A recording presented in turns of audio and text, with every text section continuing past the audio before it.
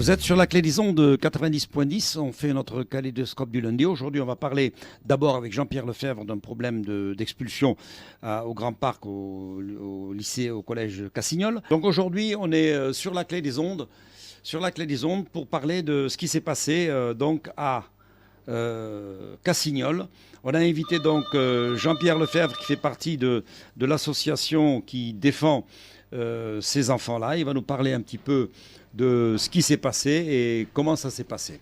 Donc voilà avec nous donc Jean-Pierre, bonsoir. Bonsoir. Donc on a vu sur les réseaux qu'à Cassignol, il y avait donc des enfants qui risquent de partir ou des parents d'être expulsés, des enfants qui sont là, enfin une affaire un peu compliquée. Tu peux nous dire exactement ce qu'il en est? Voilà, en quelques mots, c'est donc une famille qui est originaire d'Arménie. Ils sont arrivés en France il y a 3 ans maintenant et donc le papa demande un statut de réfugié politique. Et ces 2 enfants sont inscrits dans 2 collèges.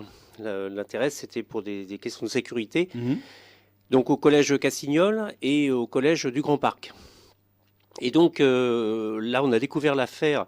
Je suis parent d'élève à la FCPE et nous avons découvert l'affaire de cette famille Lazarov au mois de mai.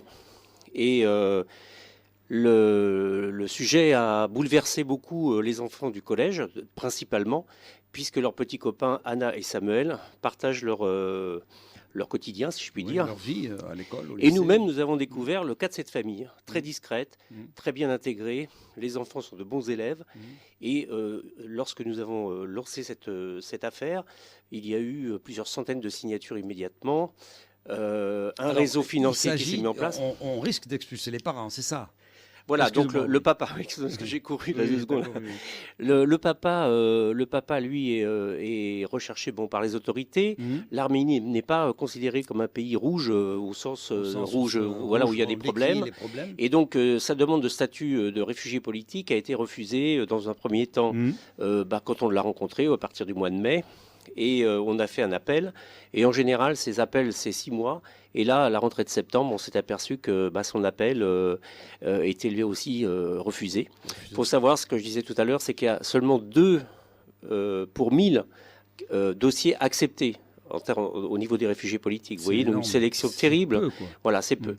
Donc, ce qu'il y a de terrible dans cette famille, c'est que aujourd'hui, ils étaient dans le cadre de la CADA, notamment pour leur appartement, et qu'ils doivent absolument le libérer.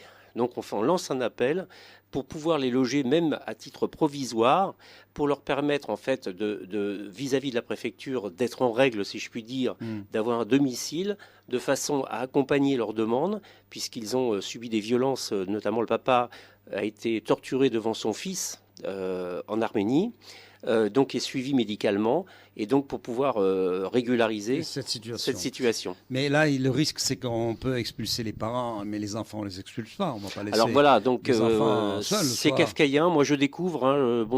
Pourtant, je suis solidaire. On en a vu des c'est choses, incroyable. mais Donc, et tout le monde tourne en rond, et en fin de compte, ça empêche des régularisations. Donc, vous voyez, pendant qu'on était dans le processus CADA, la préfecture ne pouvait pas intervenir dans le cadre d'une régularisation parce qu'ils étaient dans un tuyau, et ce tuyau est parallèle à celui qu'on peut entamer, notamment avec leur régularisation pour des problèmes de santé. Oui. D'accord. Donc aujourd'hui, vous vous appelez à la solidarité, vous appelez à ce que des gens puissent vous aider à trouver pour les loger c'est urgent, voilà.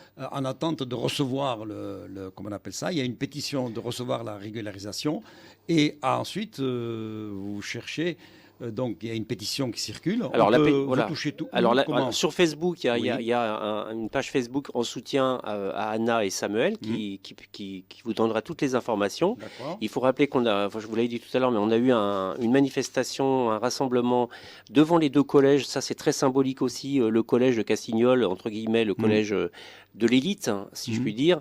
Et puis, le collège du Grand Parc, qui est situé à seulement 800 mètres, même pas 500 mètres, mais on a l'impression qu'il y a un mur qui les sépare. Et donc, il y a vraiment une dynamique qui est créée entre les professeurs, les parents d'élèves, et puis surtout les enfants qui se rencontrent. Vous verrez sur la page Facebook. Alors, on aurait souhaité 500 ou 1000, bon, mais c'était assez significatif. À la suite de cette émission. Donc, vous lancez un appel. Je vais mettre ça, moi aussi, ton intervention sur les réseaux que je contrôle. Et puis, on mettra donc aussi le Facebook de Anna et Samuel.